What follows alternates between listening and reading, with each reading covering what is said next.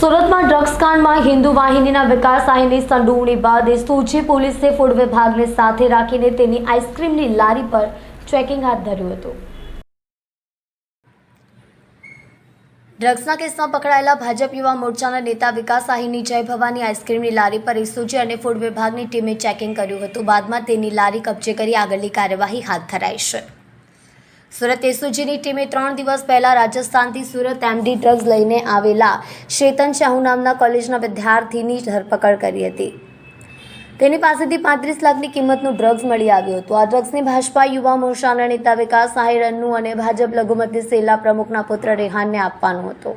પોલીસે વિકાસ અને અન્નુની ધરપકડ કરી 4 દિવસના રિમાન્ડ મેળવ્યા છે, જ્યારે રેહાન અને રાજસ્થાનથી ડ્રગ્સ મોકલનાર વોન્ટેડ છે। બંને આરોપીઓને પકડવા એસઓજીની 2 ટીમ રાજસ્થાન અને મધ્યપ્રદેશ ગઈ છે।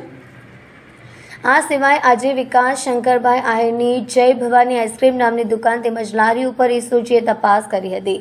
રતન રૂપાલી સિનેમા રોડ સલાબતપુરા ખાતે ફૂડ એન્ડ ડ્રગ્સ વિભાગ તેમજ એફએસએલના અધિકારીઓ સાથે રાખી નાર્કોટિક્સ અંગે સર્ચ કર્યું હતું। એફએસએલ અધિકારી દ્વારા નાર્કોટિક્સ કિટ વડે પરીક્ષણ કરવામાં આવ્યું હતું તેમજ ફૂડ વિભાગ દ્વારા આઈસ્ક્રીમના 6 જેટલા સેમ્પલો લેવડાવ્યા હતા। બાદમાં લારીનો કબજો લેવાયો હતો।